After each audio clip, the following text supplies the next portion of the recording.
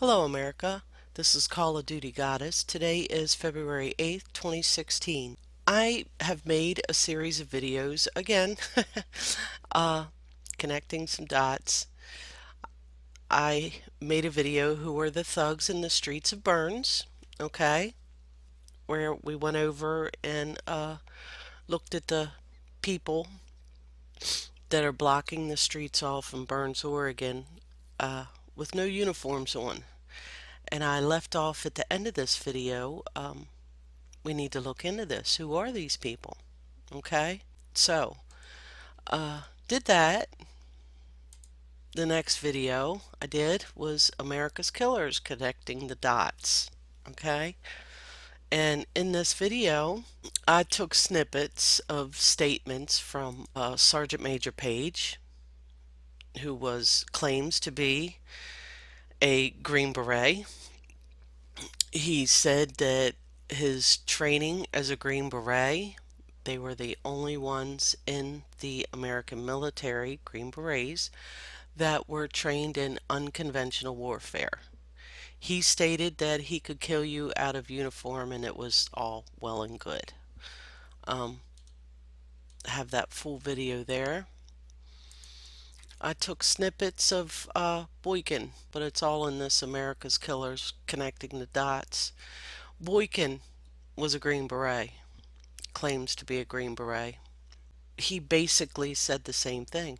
He didn't say about killing you without uniform, but he said that he's a Green Beret. He was trained in unconventional warfare, and he, basically warns America.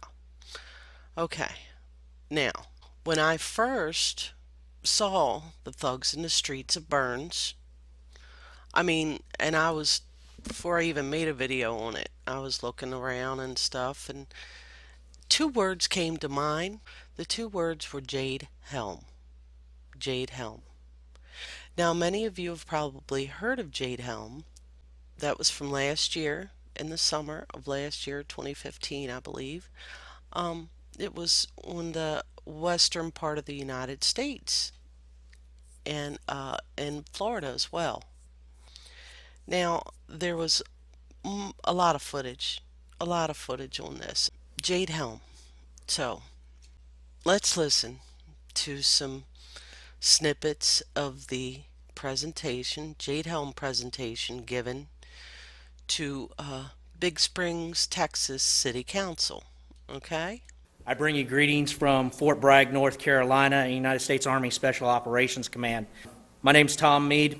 I'm a retired Special Forces Senior Non-Commissioned Officer. I spent 20 years in the Army. I spent 13 with Special Operations.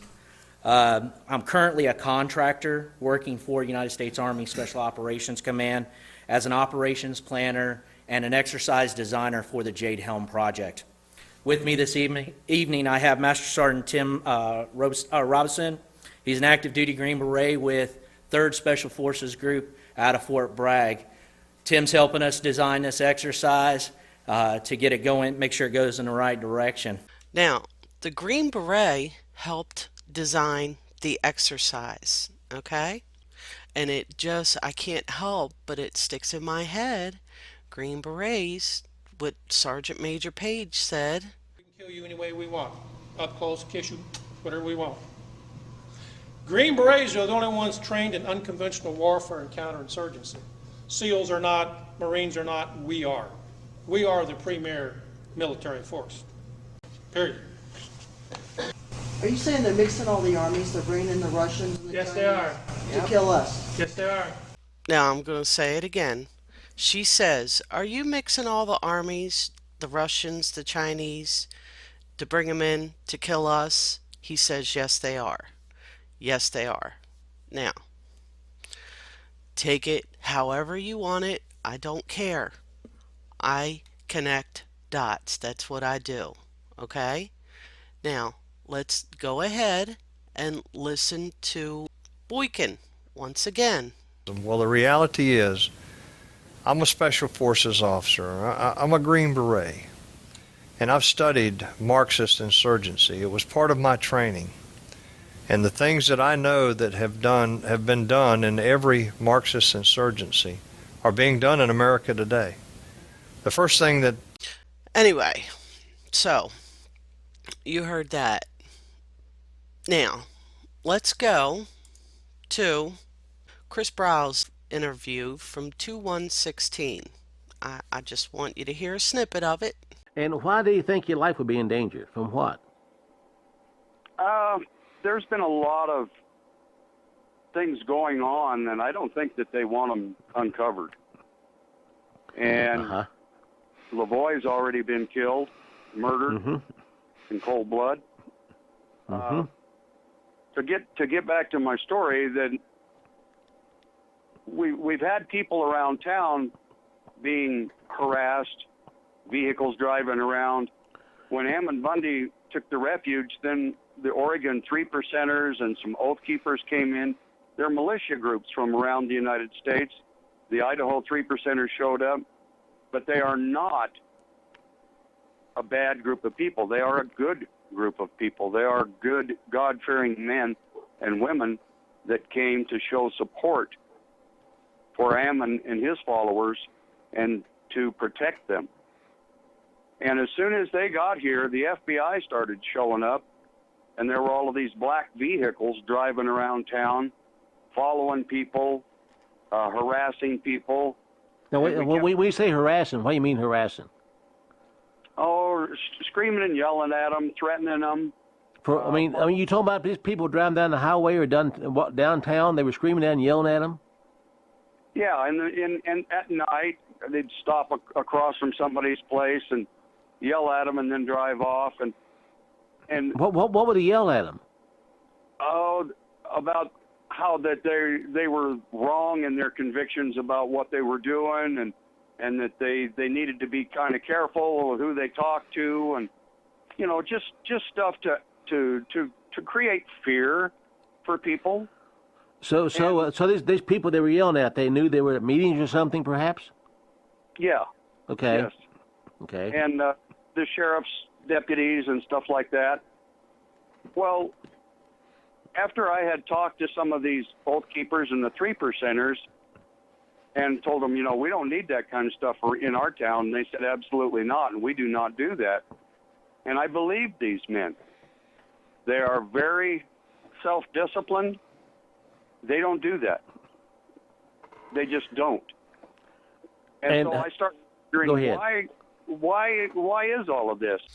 Now, that is where he goes on to state that he found someone in the armory, two men in the armory, and they lied to him, stating why they were there, and he had their tag number checked out. Turns out they're FBI.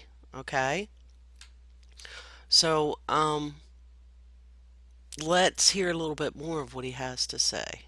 I'm still trying to find the truth, still trying to find out what is at the bottom of all of this. Out there at the Hammond ranches, there's billions of dollars of uranium and gold and minerals out there.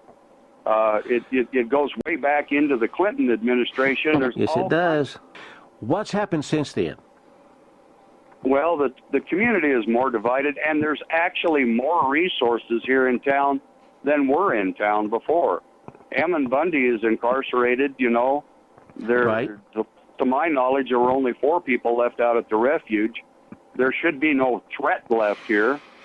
But the FBI and the state police and everybody, they've ramped up. There's a tremendous law enforcement presence here in our little tiny town.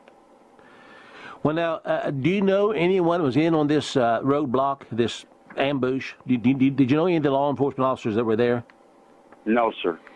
Okay. Because I've had stories, some of them were not really law enforcement, they were actually hard hit men. Now, I don't know that. That's just what's coming through into the grapevine, so to speak. So, I've heard, go ahead. Go ahead. I've heard the thing. It was Okay. well orchestrated. I think it was a failed assassination attempt. I think that they were trying to assassinate Lavoie and the people in the pickup with him. I think if he wouldn't have got out of the pickup and ran in the snow, that they would have killed everybody in the pickup. He was shot in the side.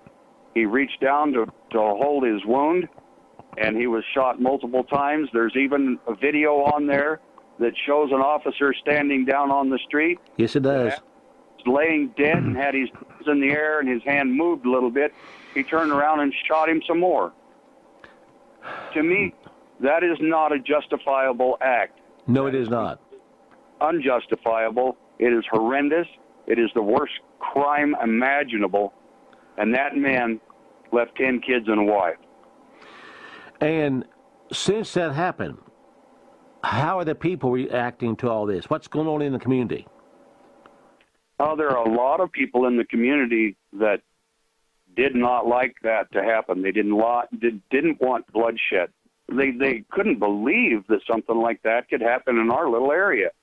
But it did happen. And so it has created a tremendous amount of stress on people. No one knows how to deal with these types of situations. No one's ever really been through this, or very few people ever have. So we've got normal people that are trying to react to an abnormal situation. Yes. There have been protests. There's been people speaking out. Since that time, there's been ranchers have been harassed while feeding their cows. There's Harassed by who? by the FBI. So they actually drive by and say things or do things or what? Right. Yes, they have. They've actually got out of the car and done things? Yes, there was one man that was knocked to the ground, and they threatened to kick him in the groin if he didn't shut his mouth. About what? About the travesties that are going on and the BLM takeovers, those types of things. Okay, so you heard that.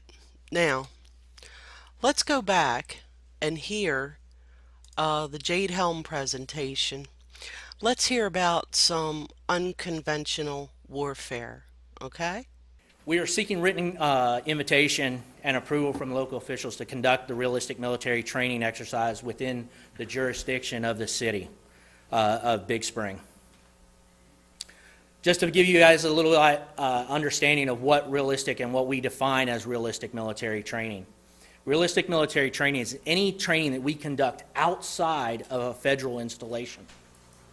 This means we're out in the public, we're here in your communities. The RMT process was designed by United States Special Operations Command down in Tampa, Florida, by General Votel's staff. General Votel is the commanding general of Special Operations Command, who controls all of the special operators throughout the Department of Defense. But the most important thing is it ensures proper coordination between the Department of Defense and the local entities. Through the process, we're required, as I'm here tonight, is to receive or to ask for a letter of invitation from local officials, inviting us into your community to allow us to train our soldiers for the next fight that that they could encounter. We're not training for Afghanistan and Iraq, the things that we've done in the last 15 years. We're looking forward, and we want to make sure that these guys are trained properly. This is where we need the help of the local communities. We coordinate with all the local, state, and federal law enforcement. We've already been and we've coordinated with the police chief here in Big Spring. We've coordinated with Sheriff Parker already. We have coordinated up at DPS at the state level already. So everybody from a law enforcement aspect understands what the exercise is, and we want to make sure that we are completely plugged in with them to make sure they understand what's going on. Okay, I'm going to stop it right there as well. Now, all of your state and local officials know about it. I did another video a day or two ago, okay, where I was in shock. It was an article from Freedom Outpost where the Oregon State Sheriff's Association or something is going along with this. You know, I was in shock. And you have a sheriff that was not voted in that was placed in. You have a governor there that was not voted in that was placed in. And I believe this was very carefully orchestrated by the Obama administration. And let me tell you how I think that. Now, Think about it. When they charged the Hammonds with double jeopardy, okay, they set the court date. The administration did. The DOJ, whoever charged them, okay? So they set the court date. Hammonds went to court. The judge found them guilty, recharged them with terrorism on something they had already done time for, okay? Now, the judge gave them the date that they have to turn themselves in. This date that was given, that the Hammonds had to turn themselves into jail, okay? It was picked out by an official. Therefore, okay, I mean, what happens then? 2 days before they are to turn themselves in, a new sheriff is in town that's placed in, not voted in. I don't think that's a coincidence. I think this is a total setup, and it's a total setup by the Obama administration, okay? And this is what Jade Helm was about. Welcome to the USSA, America. Let's see if we can listen between the lines here, so to speak. The land use agreements that we do with the local public, we don't just come in to somebody's property, and we won't trespass on somebody's property without the agreement of that landowner. The licensing agreement truly allows us, or it releases liability from the landowner. And we Now, listen to what he said. We get license agreements from the landowner. Well, that's so they can train to fight on farms. So they're training for this, okay, to fight on people's farms. I wonder if they did Jade Helm in Harney County. I don't know. do a full risk assessment and medical plan. We've already linked in with the hospital. We understand how they get the life flight. We also have medical personnel that will be on site to assist should anything happen. Does that sound familiar to you?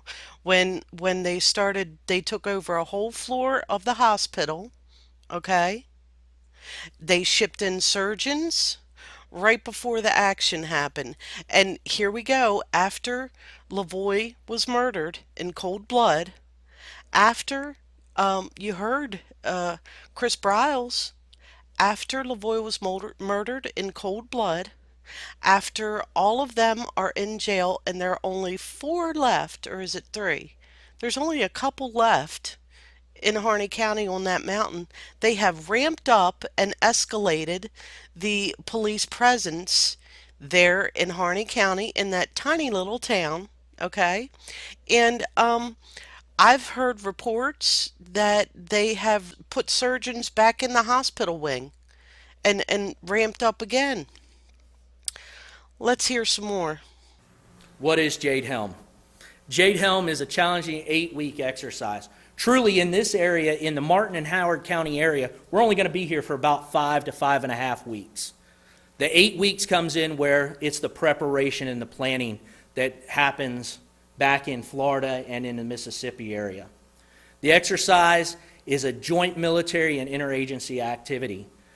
What this means is we have units from every military service participating in the exercise with us. And we also have some of our interagency partners, such as the FBI, the DEA, and some of the other agencies assisting us and working with us in the exercise.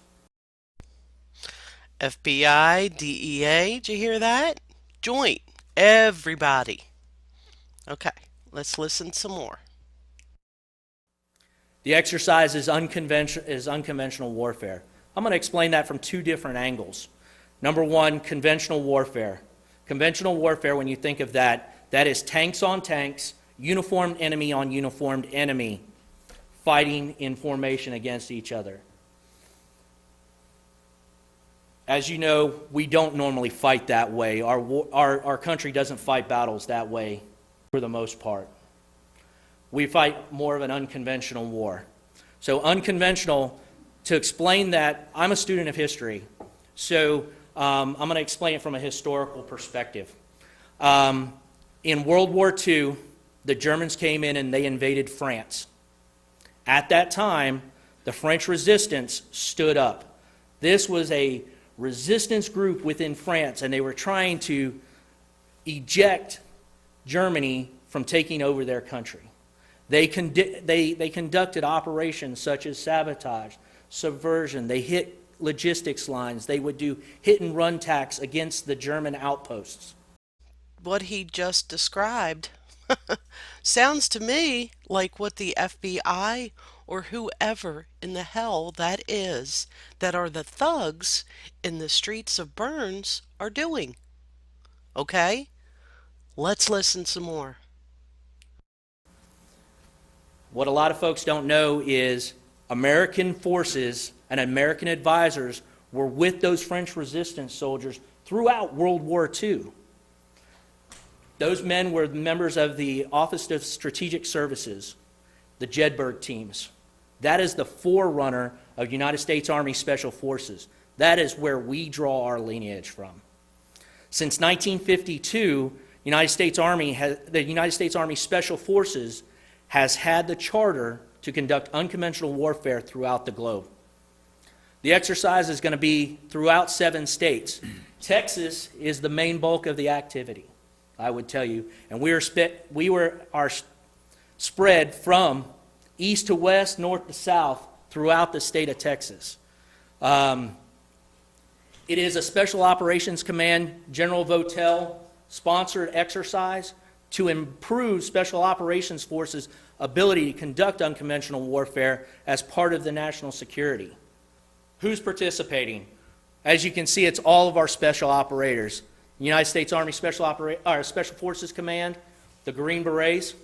Navy SEALs will be conducting operations over in Mississippi and Louisiana. The Air Force Special Operations Command will be flying specialty aircraft for us for infiltration and resupply of the operators on the ground. The Marine Special Operators will be working down in the San Antonio area.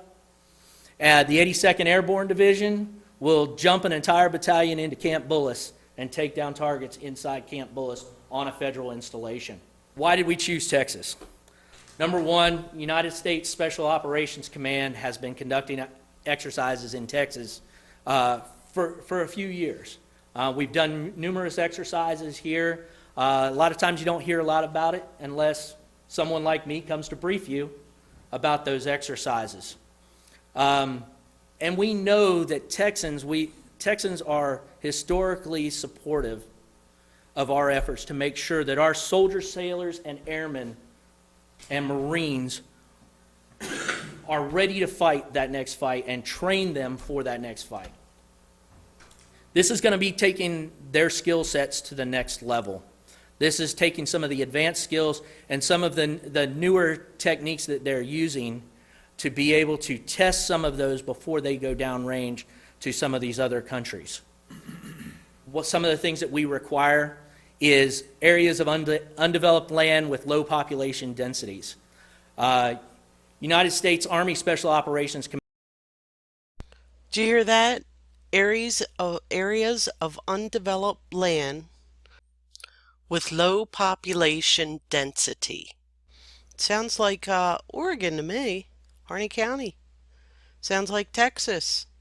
Wonder how much how much land that Texas is supposedly owned, or the federal government thinks it's owned by them. Man, being the director of the exercise, desires to have a very rural area for us to be able to operate in. We also ask for, we can't do the exercise without the public's help.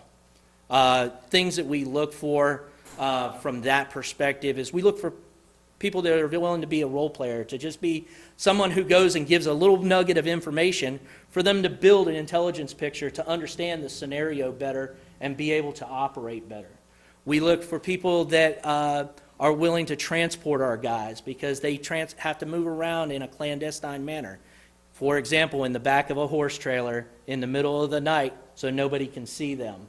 These are ways that they have to operate in foreign countries and when they're not supposed to be in those countries. We also look for landowners and business owners who would be willing to allow us to, on a landowner perspective, to be able to use their land, maybe live on their land, or to use a barn or an old barn to be able to conduct a meeting in the middle of the night for them to do planning with a higher command element. Shop owners to be able to use a back storeroom or a warehouse to do these types of meetings as well. They have to adapt to the unfamiliar terrain that's out here. They have to be, they operate in and around communities because that's the way we operate throughout the globe. Ordinary citizens are the first ones to notice something that's different. And that, you know, it causes them to have to be that much more careful. Now I'm going to stop it right there. Ordinary citizens are the first ones to notice when things are different.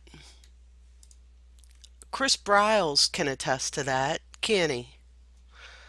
Let's listen to a little bit more of what Chris Briles has to say. Well, there's more of a military presence here. It appears that they're gearing up for a big battle. Has the National Guard been called out or anything? I haven't seen. I had heard that they had, but I can't speak to that because I have not seen it. But you're seeing a lot more feds, a lot more state. Are they bringing in other law enforcement, like local deputies from other counties in also? Oh, yes, sir. Yes. They really are. State policemen. There were multiple sheriff deputies from other counties. Now I'm going to stop it there. You remember what the guy said that was given the presentation in Texas about all the agencies are mixed together. State, police, sheriffs, all of them. They're all doing this together. And I don't know if they know what's going on. I believe someone in a position like Judge Grasty knows. I believe the governor knows. Now I was corrected by a person who knows that Sheriff David Ward knows. And he's nothing but an actor playing his part like the innocent boy when he really isn't. Anyway, I'm going to go ahead and let you listen to some more Chris Briles. We still have 2 people incarcerated in federal prison that do not belong there. I agree. Unjustly, unconstitutionally. Well, immorally. That's just immoral. Let's just get the Constitution. It was immoral. It was wrong. Period. Exactly. It's either right or it's wrong. And I don't care what religion you are. I don't care where you were raised. I think that every person has inside them what they know is either right or wrong. Yes. And if it's wrong, you should not be doing it. And if it's right, you should stand up for it. Okay, did you hear that? All those FBI agents, whoever the hell you are, think. Think about what you're doing. Don't just follow orders. Think. And that's not me saying it. Well, it is me saying it, but Chris Briles is saying it. Think. Don't just follow orders. Think. Your oath is to the Constitution first. They're all hiding. I mean, the sheriff hasn't been out in public for quite some time. I've known him for a long time, and I can't even go and talk to him. Normally, on search and rescue and stuff, I've been allowed to just walk into the sheriff's office at any time. I'm not allowed to speak to him. Now let's go back to the Jade Helm presentation.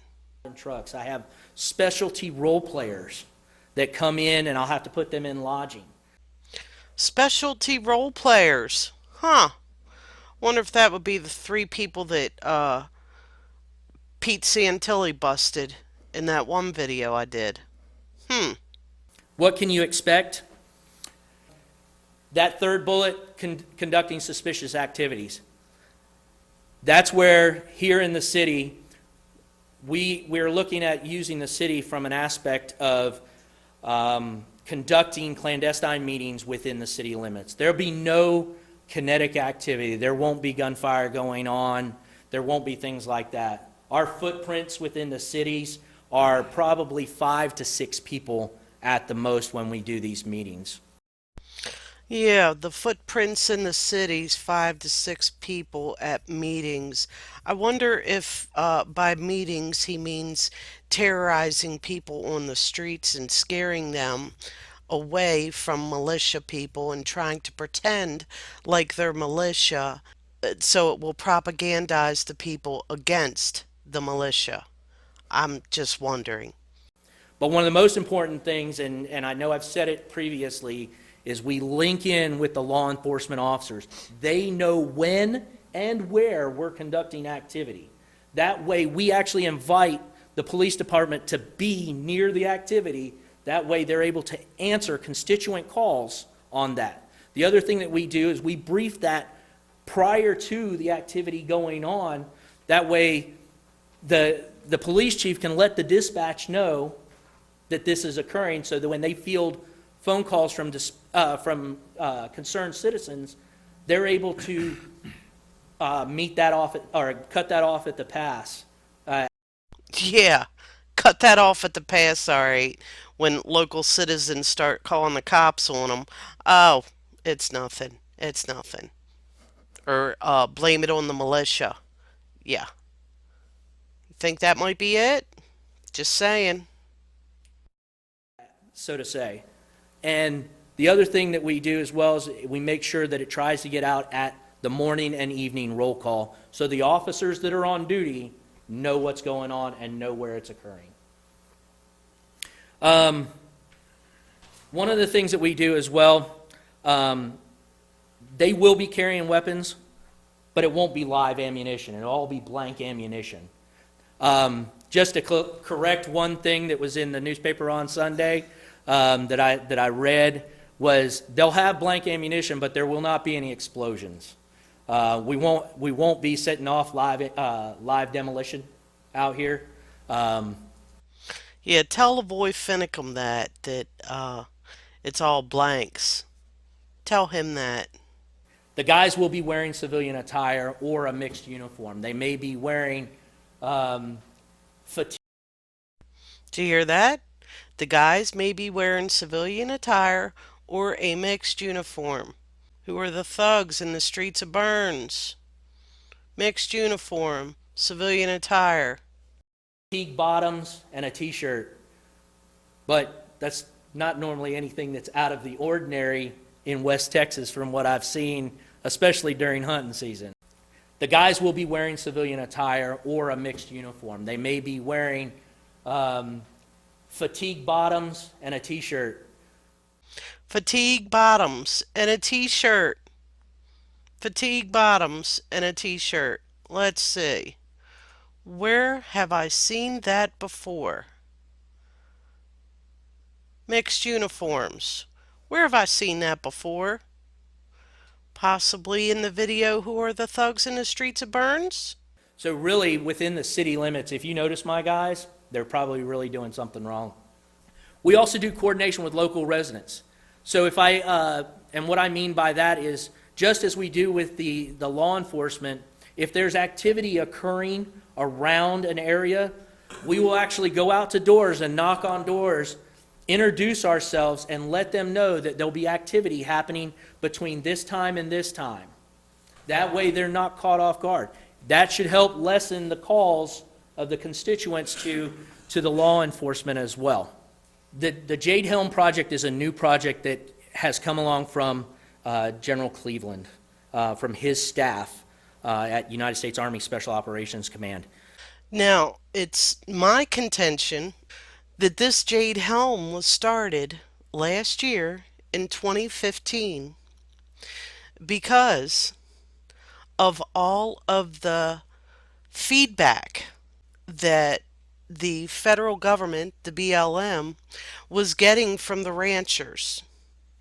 And Sugar Pine Mine, and all these out north, the militia was coming in.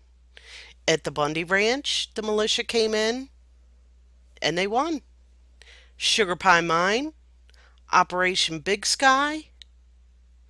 Now, if you look at the operations that the militia has done, they have done a really good job at keeping the federal government at bay. So it's no wonder that it's my belief that after the Bundy Ranch, okay, and you heard, I mean, just in my videos alone that I've posted on this account here, if you look at them all, you will see as clear as a bell what's going on. This is Agenda 21. The federal government is losing the fight against the militia, and they are now in full force. They've trained for this with Jade Helm, and they say they're going to be training every year. That's my contention. Well, generally speaking, sir, the FBI and DEA provide us liaison officers up at our command level, depending on how the scenario is written.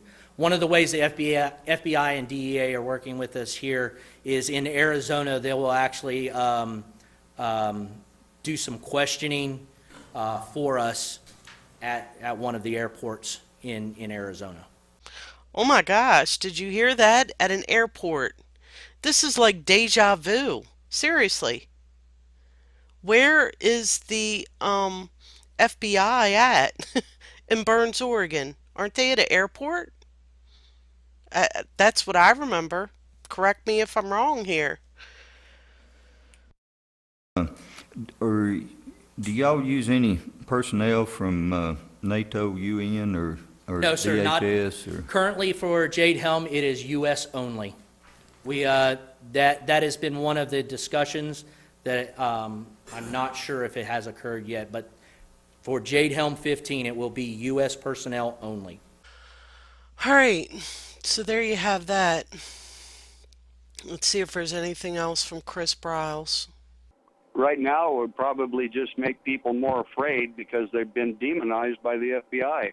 Anybody that shows up to help, they find something wrong with them, and they spread all these lies about these people.